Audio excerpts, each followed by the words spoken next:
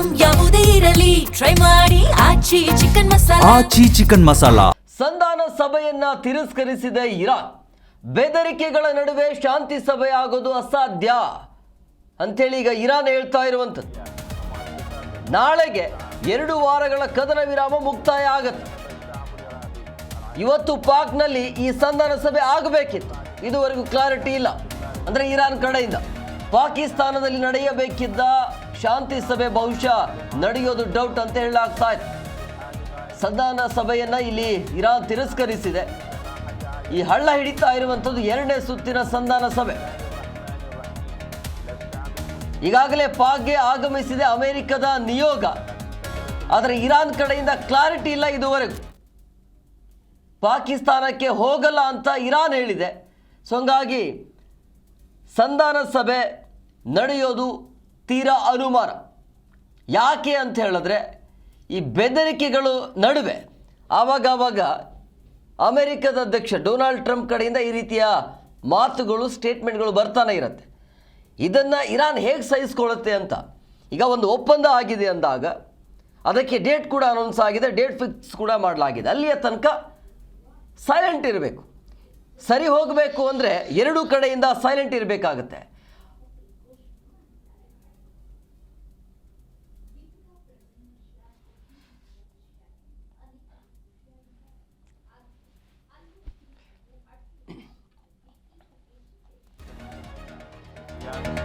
ಈಗ ಬರ್ತಾ ಇರುವಂತ ಮಾಹಿತಿ ಇರಾನ್ ಕಡೆಯಿಂದ ಪಾಸಿಟಿವ್.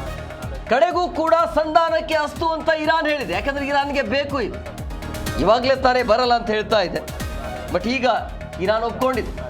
ಅಮೆರಿಕ ಜೊತೆ ಸಭೆಗೆ ಮೋಸ್ತಬಾ ಒಪ್ಪಿಗೆಯನ್ನು ಕೊಟ್ಟಿದ್ದಾರೆ ಅನ್ನೋದು. ಮೋಸ್ತಬಾ ಖಮೇನಿ ಅನುಮತಿ ಇದೆಯಲ್ಲ, ಇದು ಒಂಥರ ಸಂಚಲನ. ಪಾಕ್ ಮಧ್ಯಸ್ಥಿಕೆಯಲ್ಲಿ ಸಂಧಾನ ಸಭೆ ನಡೆಯುತ್ತೆ ಇವತ್ತು.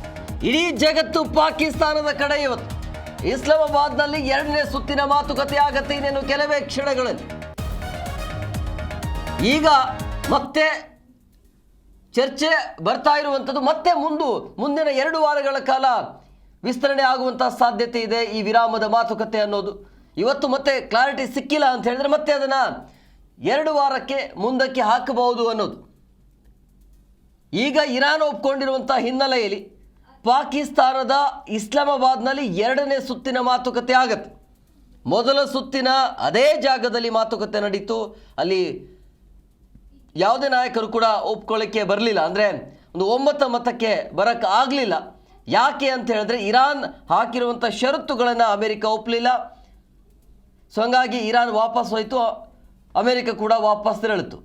ಸೊ ಏನೋ ಮಾಡಬಹುದು ಅಂತೇಳಿ ಈಗ ಮತ್ತೆ 2ನೇ ಸುತ್ತಿನ ಮಾತುಕತೆ ಆಗತ್ತೆ. ಇವತ್ತು ಪಾಕಿಸ್ತಾನದ ಇಸ್ಲಾಮಾಬಾದ್ನಲ್ಲಿ 2ನೇ ಸುತ್ತಿನ ಮಾತುಕತೆ ಆಗುತ್ತೆ. ಪಾಕಿಸ್ತಾನ ಏನೋ ಈ ಧೈರ್ಯ ಮಾಡ್ತಾ ಇದೆ. ಈ 2 ದೇಶಗಳು, ಇರಾನ್ ಮತ್ತು ಅಮೆರಿಕ, 2 ದೇಶದ ನಾಯಕರು ಒಪ್ಕೊಂಡಿದ್ದೇ ಆದಲ್ಲಿ ಬಹುಶಃ ಈ ಕದನ ವಿರಾಮ ಇಲ್ಲಿಗೆ ಎಂಡ್ ಆಗಬಹುದು. ಅದರ ಜೊತೆಗೆ ಜಾಗತಿಕ ಮಟ್ಟದಲ್ಲಿ ನಿಟ್ಟುಸಿರು ಬಿಡೋಕ್ಕಾಗತ್ತೆ.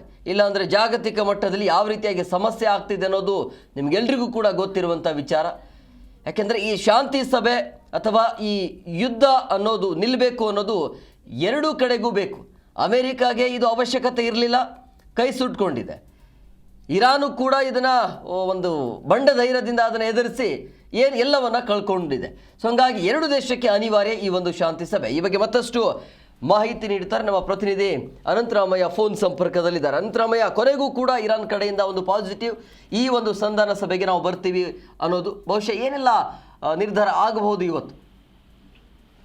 ಹೇಮಕುಮಾರ್, ಏನು ನಾಳೆ ಬೆಳಿಗ್ಗೆ 5:30ಕ್ಕೆ ಭಾರತೀಯ ಕಾಲಮಾನ ಪ್ರಕಾರ ಏನು 2 ವಾರಗಳ ಸೀಸ್ ಫೈರ್ ಏನಿತ್ತು ಇರಾನ್ ಮತ್ತೆ ಅಮೆರಿಕ ನಡುವೆ, ಆ ಒಂದು ಸೀಸ್ ಫೈರ್ ನಾಳೆ ಬೆಳಿಗ್ಗೆ ಅಂತ್ಯ ಆಗಲಿದೆ. ಇದರ ನಡುವೆ ಏನು ಮತ್ತೆ ಇಸ್ಲಾಮಾಬಾದ್ ನಲ್ಲಿ 2ನೇ ಸುತ್ತಿನ ಮಾತುಕತೆಗೆ ಈಗಾಗಲೇ 2 ದೇಶಗಳನ್ನ ಸಂಪರ್ಕ ಮಾಡಿ 2 ದೇಶಗಳ ನಾಯಕರನ್ನ ಕನ್ವಿನ್ಸ್ ಮಾಡೋ ದೃಷ್ಟಿನಲ್ಲಿ ಈಗಾಗಲೇ ಏನು ಪಾಕಿಸ್ತಾನ ಕೂಡ ಮುನ್ನಡೆಯನ್ನ ಸಾಧಿಸಿದೆ. ಬಟ್ ಆ ಬಗ್ಗೆ ಕ್ಲಿಯರೆನ್ಸ್ ಕೂಡ ತಗೊಂಡಿದೆ. ಮತ್ತೆ ಏನ್ ಕ್ಲಿಯರೆನ್ಸ್ ಅಪ್ಪ ಅಂತಂದ್ರೆ, ಇರಾನ್ ಕಡೆಯಿಂದ ಏನು ಆಸಿಫ್ ಮುನೀರ್ ಅವರು ಮಾತಾಡಿರೋ ಪ್ರಕಾರ ಇರಾನ್ ಅವರು ಏನ್ ಹೇಳಿದ್ದಾರೆ, ಯಾವುದೇ ಕಾರಣಕ್ಕೂ ನಾವು ಅಂದ್ರೆ ಏನು ಹೊರ್ಮುಜ್ ನಲ್ಲಿ ಅಮೆರಿಕ ಬ್ಲಾಕೇಡ್ ಅನ್ನ ಮಾಡಿದೆ, ಆ ಬ್ಲಾಕೇಡ್ ಅನ್ನ ವಾಪಸ್ ತಗೊಳ್ಳೋವರೆಗೂ ಕೂಡ ನಾವು ಮಾತುಕತೆಗೆ ಬರಲ್ಲ ಅಂತ ಹೇಳ್ತಾ ಇದ್ರು.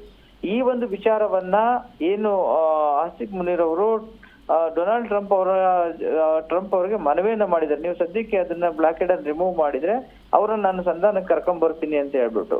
ಹೀಗಾಗಿ ಒಂದ್ ಕಡೆ ಡೊನಾಲ್ಡ್ ಟ್ರಂಪ್ ಅವರು ಎಲ್ಲೋ ಒಂದ್ ಕಡೆ ಒಪ್ಪಿದ್ರು, ಬಟ್ ಅದು ಮತ್ತೆ ರಿಟರ್ನ್ ಏನು ಎರಡೂ ದೇಶಗಳು ಕೂಡ ಏನು IRGC ಅವರು ವಾಪಸ್ ತೆಗಿತೀವಿ ಅಂತ ಹೇಳಿದ್ರು, ಈ ಕಡೆ ಅಮೆರಿಕ ಕೂಡ ತನ್ನ ಸೇನೆಯನ್ನು ವಾಪಸ್ ಕರ್ಸ್ಕೊಂತೀವಿ ಅಂತ ಹೇಳಿದ್ರು. ಬಟ್ ಎರಡೂ ಫೈನಲ್ ಆಗಿ ಆಗ್ಲಿಲ್ಲ. ಹಾಗಾಗಿ ಎರಡೂನು ಮತ್ತೆ ಆಸ್ ಯೂಶುವಲ್ ಏನ್ ಹಿಂದಿನ 2 ವಾರಗಳಿಂದ ಏನಿತ್ತಲ್ಲ ಅದೇ ಒಂದು ಅಟ್ಮಾಸ್ಫಿಯರ್ ಈಗ ಕೂಡ ಕಂಟಿನ್ಯೂ ಆಗಿದೆ.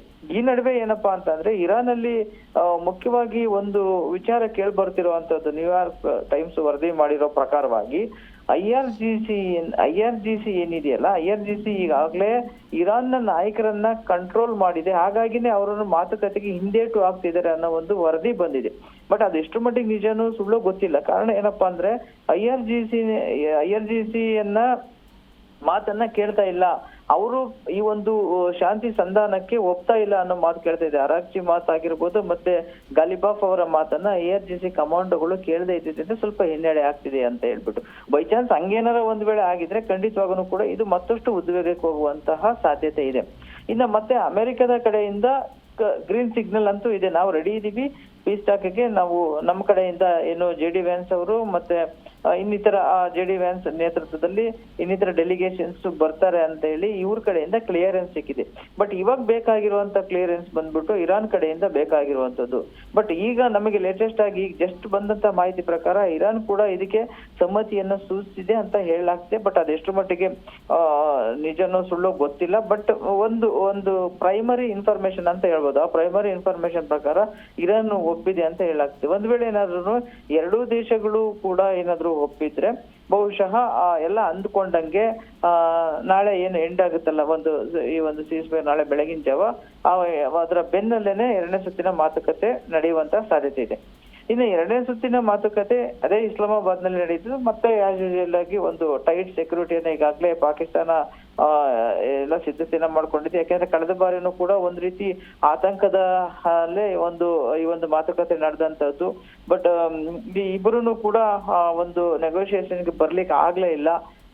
ಹಾಗಾಗಿ ಅದು ಫೈಲ್ ಆಯ್ತು ಅಂತ ಹೇಳ್ಬೋದು, ಅಥವಾ ಆ ಒಂದು ಅಗ್ರಿಮೆಂಟ್ಗೆ ಇಬ್ರು ಕೂಡ ಅವರ ಒಂದು ಏನು ಕಾಂಪ್ರೂವ್ ಆಗಿಲ್ಲ ಅನ್ನೋ ಕಾರಣಕ್ಕೋಸ್ಕರ ಅದು ಹಾಗೆ ಡಿಲೇ ಆಯ್ತು ಅಂತ ಅನ್ಕೋಬಹುದು ನಾವು, ಅದನ್ನ ಏನು ಒಂದು ಪೊಲಿಟಿಕಲ್ ಆಗಿ ನಾವು ನೋಡಿದಾಗ. ಬಟ್ ಈಗ ಎಲ್ಲ ಒಂದು ಕಡೆ ಬಹುಶಃ ಒಂದು ರೀತಿನಲ್ಲಿ ಎರಡೂ ದೇಶಗಳು ಒಪ್ಪುವಂತ ಸಾಧ್ಯತೆ ಈಗ ಆಲ್ರೆಡಿ ಈಗ ತುಂಬಾ ಲಾಸಸ್ ಆಗಿರೋದ್ರಿಂದ. ಈಗ ನೋಡಿ ಇರಾನ್ ನಲ್ಲಿ ಈಗ ಆಲ್ಮೋಸ್ಟ್ ಯಾವಾಗ ವಾರ್ ಸ್ಟಾರ್ಟ್ ಆಗಿದೆ ಅವಾಗಿಂದ ಇಂಟರ್ನೆಟ್ ಎಲ್ಲ ಫುಲ್ ಕಂಪ್ಲೀಟ್ ಶಟ್ ಡೌನ್ ಆಗಿದೆ. ಅಲ್ಲಿ ಯಾವುದೇ ರೀತಿಯಾದಂತಹ ಒಂದು ಫೆಸಿಲಿಟೀಸ್ ಇಲ್ಲ. ಜೊತೆಗೆ ಏನು ತುಂಬಾ ಎಕಾನಮಿಕಲಿ ತುಂಬಾ ಅವರು ಡೌನ್ ಆಗಿರುವಂತದ್ದನ್ನು ಕೂಡ ನಾವು ನೋಡಿದೀವಿ. ಬಟ್ ಅಷ್ಟೇ ಪ್ರಾಬ್ಲಮ್ ಅಮೆರಿಕ ಕೂಡ ಆಗಿದೆ. ಬಟ್ ಇವ್ರು ತೋರ್ಸ್ಕೊಂತ ಇಲ್ಲ. ಅಮೆರಿಕಕ್ಕೆ ಏನ್ ಲಾಸ್ ಆಗಿದೆ ಅದನ್ನ ಎಕ್ಸಿಬಿಟ್ ಮಾಡ್ತಾ ಇಲ್ಲ. ಬಟ್ ಎಲ್ಲೋ ಒಂದ್ ಕಡೆ ಮುಚ್ಚು ಮರೆ ಮಾಡಿ ಅಂದ್ರೆ ನಾವೇ ವಿನ್ ಆಗಿದೀವಿ ಅಂತ ಇವರು ಹೇಳ್ತಾ ಇದ್ದಾರೆ, ಅಮೆರಿಕ ಅಧ್ಯಕ್ಷ ಡೊನಾಲ್ಡ್ ಟ್ರಂಪ್ ಹೇಳ್ತಾರೆ. ಬಟ್ ಮತ್ತೊಂದು ಕಡೆ ಇರಾನ್ ತನಗೆ ಎಷ್ಟೇ ನೋವಾಗಿ ಎಷ್ಟೇ ಒಂದು ಡ್ಯಾಮೇಜ್ ಆಗಿದ್ರು ಕೂಡ ಅದನ್ನ ಕಂಟ್ರೋಲ್ ಮಾಡ್ಕೊಂಡು ಅದಕ್ಕೆ ಸರಿಸಾಟಿಯಾಗಿ ಏನು ಅಮೆರಿಕಕ್ಕೆ ಫೈಟ್ ಅನ್ನ ಕೊಡ್ತಾ ಬಂದಿದೆ ಅವತ್ತಿನಲ್ಲೂ ಕೂಡ. ಬಟ್ ಈ ಎರಡೂ ದೇಶಗಳಿಗೆ ತುಂಬಾ ಲಾಸಸ್ ಆಗಿದೆ. ಇದನ್ನೆಲ್ಲ ಡ್ಯಾಮೇಜ್ ಕಂಟ್ರೋಲ್ ಮಾಡ್ಬೇಕಂದ್ರೆ ತುಂಬಾ ವರ್ಷಗಳೇ ಬೇಕಾಗುತ್ತೆ ಅಂತ ಒಂದು ಅಮೆರಿಕ ಅಂತ ದೊಡ್ಡ ದೇಶ, ಅವ್ರಿಗೇನು ಅದೇನ್ ಸಮಸ್ಯೆ ಅಲ್ಲ. ಅವ್ರು ಹೆಂಗೋ ಮಾಡಿ ಮತ್ತೆ ತಮ್ಮನ್ನ ತಾವು ಏನು ಲಾಸ್ ಆಗಿದೆ ಅದನ್ನ ಫುಲ್ಫಿಲ್ ಮಾಡ್ಕೊಳ್ಳೋ ಕೆಪಾಸಿಟಿ ಅಮೆರಿಕಾಗಿದೆ, ಅದೇನು ಸಮಸ್ಯೆ ಇಲ್ಲ. ಬಟ್ ಇರಾನ್ಗೆ ಇವಾಗ ಆಗಿರುವಂತದ್ದು ಅದನ್ನೇ ಅವರು ಫಸ್ಟ್ ರೌಂಡ್ ಅಲ್ಲಿ ಕೇಳ್ಕೊಂಡಿದ್ದನ್ನು ಕೂಡ, ಈಗೇನು ನಮ್ಗೆ ಆಗಿರುವಂತ ಲಾಸ್ ಅನ್ನ ನೀವು ಫಿಲ್ ಮಾಡ್ಕೊಡ್ಬೇಕು, ಜೊತೆಗೆ ನಮ್ಮ ಒಂದು ಡೆವಲಪ್ಮೆಂಟ್ಗೆಲ್ಲ ಹೆಲ್ಪ್ ಮಾಡ್ಕೊಡ್ಬೇಕು, ಜೊತೆಗೆ ಫ್ರೀಜ್ ಆಗಿರುವಂತ ಬೇರೆ ಬೇರೆ ದೇಶಗಳಿರುವಂತ ಅಮೌಂಟ್ ಅನ್ನ ರಿಲೀಸ್ ಮಾಡ್ಬೇಕು, ಮತ್ತೆ ಏನು ಯುರೇನಿಯಂ ಎನ್ರಿಚ್ಮೆಂಟ್ಗೆ ನಮ್ಗೆ ಮಿನಿಮಮ್ ಮಾಡ್ಲಿಕ್ಕೆ ನಮಗೆ ಅವಕಾಶ ಮಾಡ್ಕೊಡ್ಬೇಕು ಅನ್ನೋದನ್ನೇ ಅವ್ರು ಹೇಳ್ತಾ ಇದ್ದಿತ್ತು. ಹೀಗಾಗಿ ತುಂಬಾ ಎರಡೂ ದೇಶಗಳಿಗೂ ಕೂಡ ತುಂಬಾ ಲಾಸ್ ಆಗಿರೋದ್ರಿಂದಾಗಿ ಮತ್ತೆ ಯಥೇಚ್ಛವಾಗಿ ಇರಾನ್ಗೆ ಎಫೆಕ್ಟ್ ಆಗಿರೋದ್ರಿಂದಾಗಿ ಇರಾನ್ ಅವರು ತಮ್ಗೆ ಎಷ್ಟೇ ಕಷ್ಟ ಆದ್ರೂ ಕೂಡ ಸಹಿಸ್ಕೊಂಡ್ರೆ ಬಿಕಾಸ್ ಆಫ್ ಹೊರ್ಮುಜ್ ಅವ್ರಿಗೆ ಒಂದು ಸೋರ್ಸ್ ಹೊರ್ಮುಜ್ ಇರೋದ್ರಿಂದಾಗಿ ತಾವು ಅದ್ರ ಮುಖಾಂತರವೇ ನಾವು ನಮ್ಮ ಒಂದು ಬೇಡಿಕೆಗಳನ್ನ ಈಡೇರಿಸಬೇಕು ಅನ್ನೋದು ಇರಾನ್ನ ಒಂದು ಉದ್ದೇಶ ಆಗಿರೋದ್ರಿಂದಾಗಿ ಕಾರಣದಿಂದಾಗಿ ಅದೇ ಒಂದು ಅವರಿಗೆ ಬ್ರಹ್ಮಾಸ್ತ್ರ, ಹೊರಮೂಜೆ ಅವರಿಗೆ ಬ್ರಹ್ಮಾಸ್ತ್ರ ಆಗಿದೆ.